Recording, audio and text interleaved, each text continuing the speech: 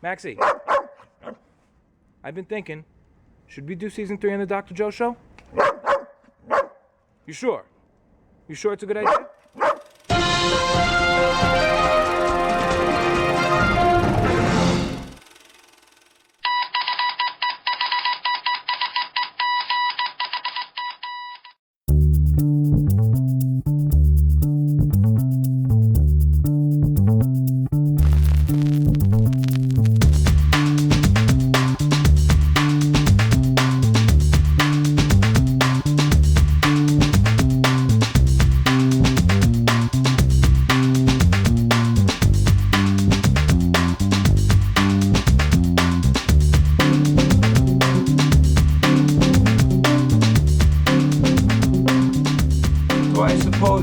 Out of all people, as if Americans were the only ones who ever wanted to go to Cuba. And the minute we're allowed to, one guy who owns a little cigar radio show goes over there and breaks the fucking code.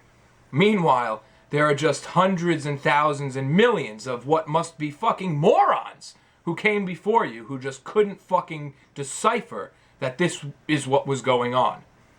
I don't fucking think so. Not only that, probably tens of thousands of people in the tobacco industry who have been there, including major publications, major players. I mean, please, you can't stroke yourself that hard, man. Now, moving on, after the cigars are rolled, they are color sorted by size and color. After a box full matching size and color are together, they're brought into a room where many brands are packaged at the same time. Banded, boxed, and sealed. By the way, these finished cigars are not placed in aging rooms to rest for 9 months or even 9 minutes. They are ready, or so they say. The tobacco was baled just 9 months ago, and it's on a cigar that is ready to be sold today. This is way too fast in my opinion. Well, first of all, that was only one bale you saw. And actually, that date and where it came from may help us out a bit on deciphering exactly what it is, although we don't need to because I'm sure they knew what the fuck it was, but we'll get to that too. Only some of the tobacco is aged for 9 months, a year, mostly the Velato. Seco, 2 years, Ligero, 3 years.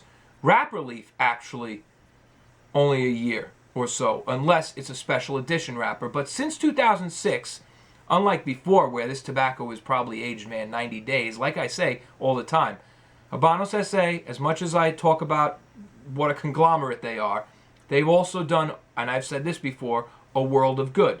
So, since 2006, they have been aging all sorts of their tobacco before actually using it. So many things, Dave.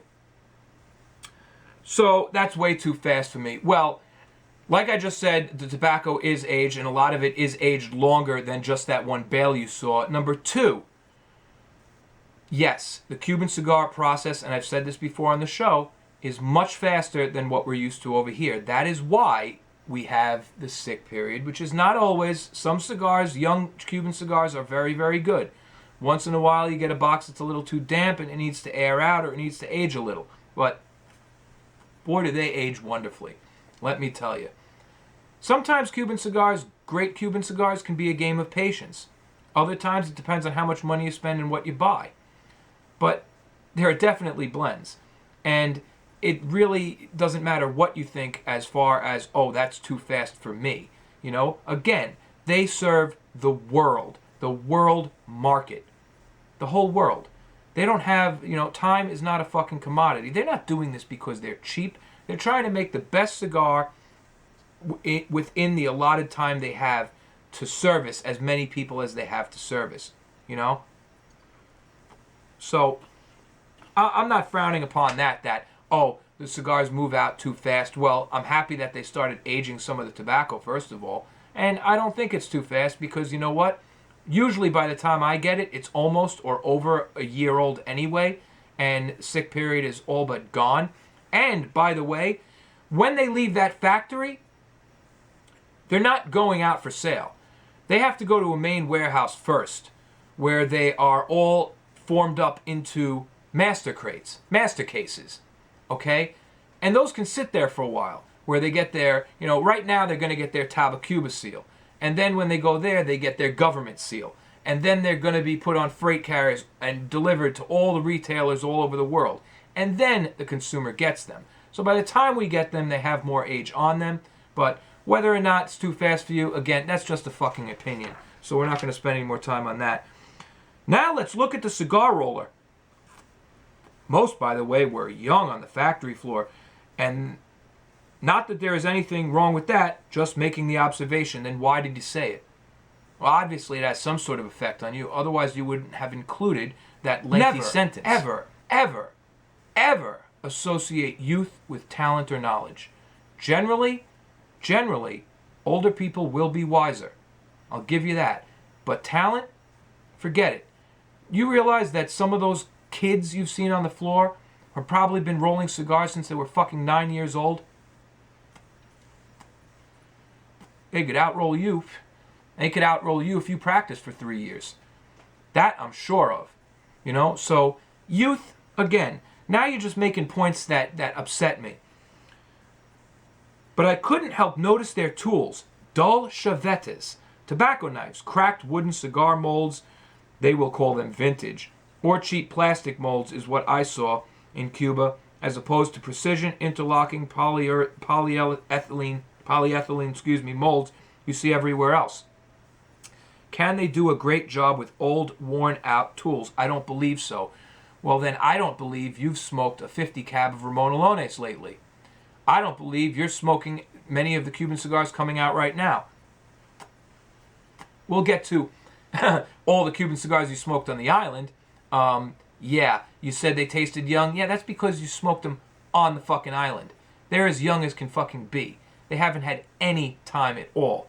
And by the way, when you smoke 30 of them back to back like a fiend, you're not going to taste a shit of fucking difference anyway.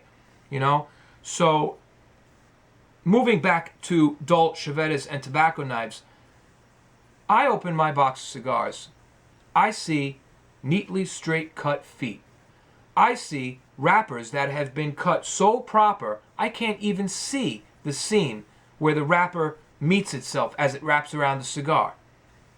Sometimes I have a hard time seeing the triple cap because that cut is so fucking fine. So whichever dull Chavetas they've been using, they've probably been working just fine. Not probably, they have been, because I've seen the boxes that I bought that those Chavetas produced. Funny thing, I actually sold knives for a long time. About 5 years. Actually, my website, Knife Makers Database, is still up. No, I'm not promoting it. I'm not even into it anymore. I just leave it up for kicks. It's a big database of knife makers throughout the entire country and some around the world, Sweden, Germany, etc. I know a little something about knives. Depending on the use of the knife, you don't always want a surgically sharp blade, okay? You need a scalpel to cut pizza. You don't use a pizza cutter to shave your face. You don't use a facial razor to open your mail. You don't use a mail opener to cut your steak. You don't use a steak knife. You get what I'm saying?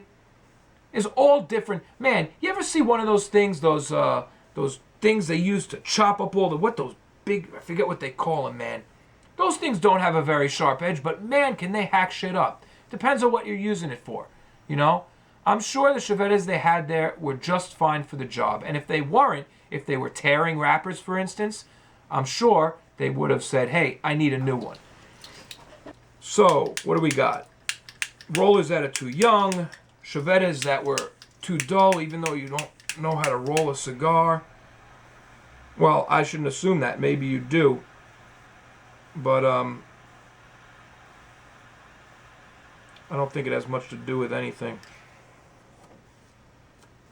Anyway, puro in the cigar world means a cigar is pure of one country blend. Cuban cigars are puro and use their own tobacco, criollo meaning local, and do not blend using tobacco with other countries. Exactly, they do not blend with tobacco using other countries. They don't consider it a blend. A blend is a dirty word in Cuba. Okay? Blend to them means, you take all sorts of shit from other countries, different seeds, mix it all together, and get what they would probably call a mishmash of fucking tobacco. Now, don't turn around and say I'm a Cuban cigar, non-Cuban hater. I hate the word non-Cuban, in fact, and I love Nicaraguan cigars, and I do my reviews on this show half and half. You know, I don't think one is better than the other. The thing is, I don't sell cigars, so I don't have to think one is better than the other. And I'll tell you when a cigar sucks. This cigar definitely doesn't suck. A Puro cigar to me has always been quite one-dimensional. Really? Really? Tatuaje is one-dimensional? Well, that's a Puro cigar. The Tatuaje Cajono 2003, the Tatuaje Black, the edition, the one that I recommended to everybody and they went nuts for it. I mean, it's not my fucking doing, it's Pete Johnson's doing, but the Tatuaje 2014 Black is a one-dimensional cigar. All these Puros, they're all fucking Puros coming out of Nicaragua. I mean, once in a while you have one with some wrapper that came from somewhere else, like the L'Atelier we just smoked. But what a fucking statement. All Puros are one-dimensional? I think your palate may be worn out. Like making a pasta sauce with just tomatoes from one area and not adding any meat or spices to it. You can eat it, but it's just going to taste like tomato. That's very different. That's actually like saying making a cigar with only tobacco instead of adding pine nuts and bacon. That's more like the analogy you're trying to make. That would match that. Okay? You're using all tomato, I'm using all tobacco. My cigar is fucking great. Yeah, so tomato sauce versus cigar as far as Puro, very bad analogy. It doesn't make any sense. And the fact that you said, what is it again here? A Puro cigar to me has always been quite one-dimensional. That's just fucking wrong. That right there just crushes everything about your palate. You know? There are thousands of Puro cigars out there these days. Oh man, Fuente Opus X, Lido Gomez, LG series, for some Dominican ones that are very good, you know? But especially, I love Nicaraguan cigars, and to say that is, you're saying Tatuaje is one-dimensional. Or Padron is one-dimensional. Padron is a fucking Puro, you know? These are all Puros. You're absolutely wrong, man. I smokes about 50, you got a typo there, but cigars in 6 days, folks. Don't try this at home. I'm a professional. Well, I smoke about 4 or 5 cigars a day because I can't afford to smoke 10 cigars a day, but I assure you, I would if I could. And that's where I'll end that statement. Don't try this at home. I'm a professional. I smoked every brand I could find. Different sizes and different colors on different days and at different times. Of course you did. You're in Cuba. I took this journey very seriously. The cigars, and I am speaking for all of them, were young, meaning not aged long enough. They were underfilled and they were over-humidified, too wet. Of course they were. Because they were just made. They were practically fresh rolled. These cigars were made probably days before you were smoking them, right on the island of Cuba. They didn't have to go to be master created, to be sent out. They didn't have to go anywhere but from the factory to the front door of wherever you were buying them from. And that's questionable too. You see, for me, if I was in Cuba, I would go somewhere like Melia Cohiba, like we talked about. Somewhere I knew I was going to get a damn good cigar. Somewhere I could purchase cigars that weren't so young. See, if you did a little homework before you took your trip, you might have been smoking better cigars the whole time. But you didn't. In fact, you probably smoked a fake or two. We'll get to that.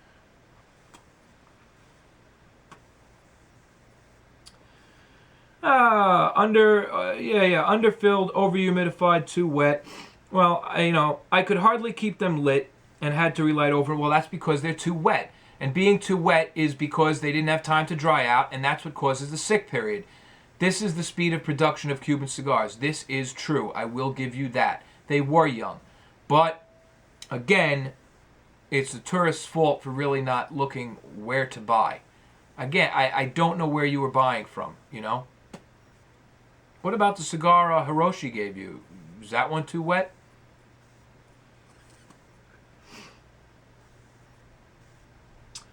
These were not the first Cubans I've ever smoked, and I've honestly never been a big fan, but I did have some belief they were better than I detected. I believed I was missing something. Maybe they just weren't up my alley, but were great cigars for people who like that flavor. Today, I don't believe that at all. I don't believe they are great or even very good. They are what was on my tasting notes in the factory, which was sufficient. Regular, at best. Well, you know, man, I wasn't there to taste them, and not every Cuban cigar is great. But what my mind keeps going back to is saying, I find puros in general one-dimensional. You know, I don't think our palates agree at all, if that statement is true. To my friends in the cigar business, the ones who own and operate cigar factories, to my colleagues that sell non-Cuban cigars, here's the good news. Stop worrying when the embargo ends. And that's what this is all about, isn't it? You see, my viewers know that I connect all my episodes. I connect the dots. And there's a reason that this one came right after the embargo.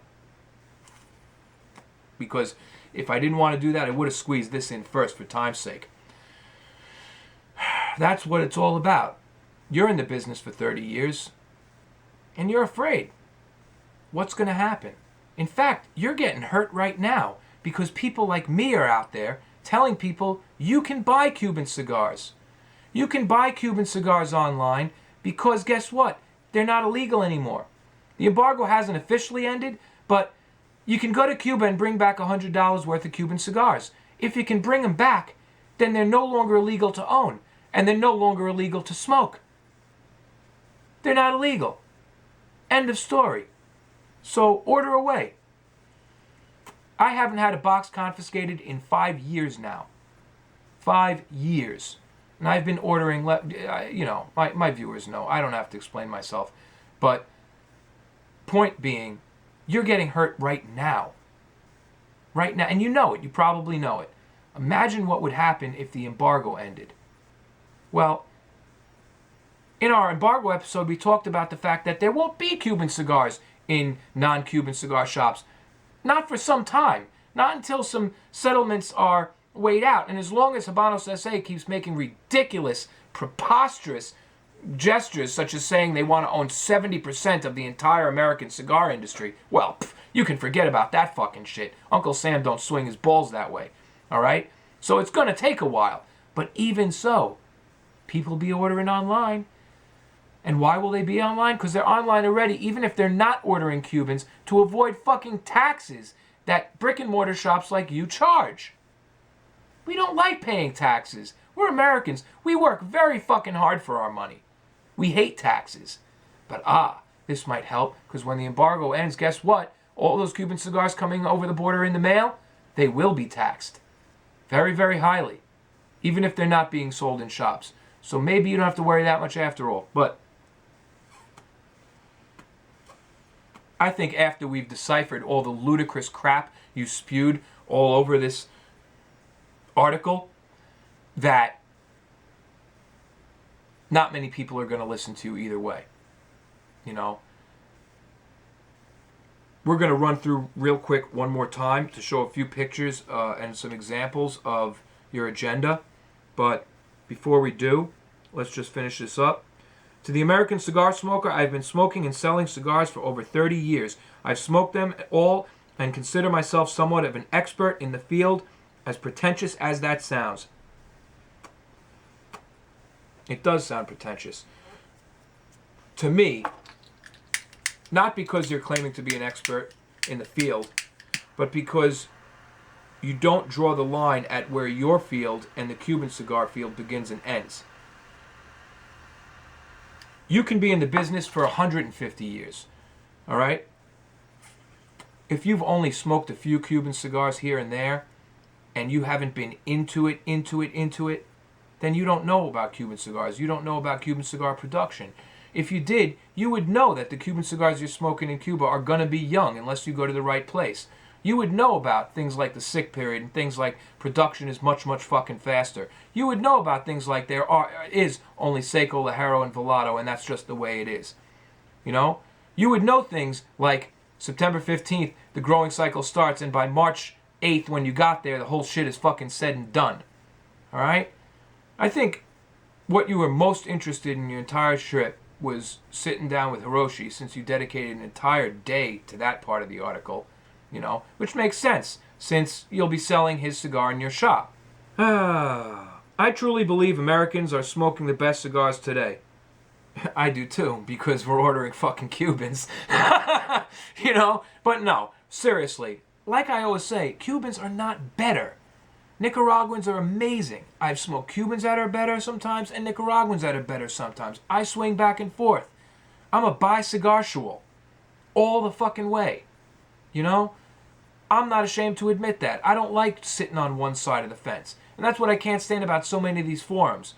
Cuban cigar guys bashing non-Cuban cigar guys, non-Cuban cigar guys trying to stab Cuban cigar guys. Give me a fucking break already, man. Smoke them if you got them. They're all fucking good. You know, so... And if you've read through all of this, thank you. Hey, I'm no writer. I've just been asked and told my story so many times already. I thought I'd put it down on paper. I truly believe Americans are smoking the best cigars, better than any time in history. Light up a great cigar today and enjoy what has been consistently improving for over 500 years. Premium handmade cigars. You should note that for about 425 of those 500 years, there were only Cuban cigars. Of the Dominican cigars or Nicaraguan cigars that did exist at that time, they were just native cigars, like the Chilagre of Nicaragua, where they take tobacco and dig a hole in the ground and put the tobacco in to ferment it, and it's very, very interesting. There were Nicaraguan cigars before Joya de Nicaragua, but these weren't made for public export. They weren't even made for sale. Well, maybe at local markets to local people. But when you say 500 years of cigars that have been consistently improving, you know, let's say it's the year 2015, 60, 70, 80, 90, 2040, maybe for 55, 60 years, American cigars have been improving. And even then, we really didn't get to the get-go once the Nicaraguan embargo ended. You know, that's when things really took off. Because before then, all we had were, before the boom, just a bunch of brands, you know, that were, you know, what they call the Cuban copycat brands. You know, they're not really, but Dominican Partagas, Honduran Punch, stuff like that. And let's face it, who the fuck is going to smoke a Dominican Partagas when you can smoke a fucking Cuban Partagas, or a D4, or a Lusitanius? Nobody in their right fucking mind. No cigar smoker who's been smoking cigars for more than 10 minutes would ever make that choice. And that's what you're afraid of.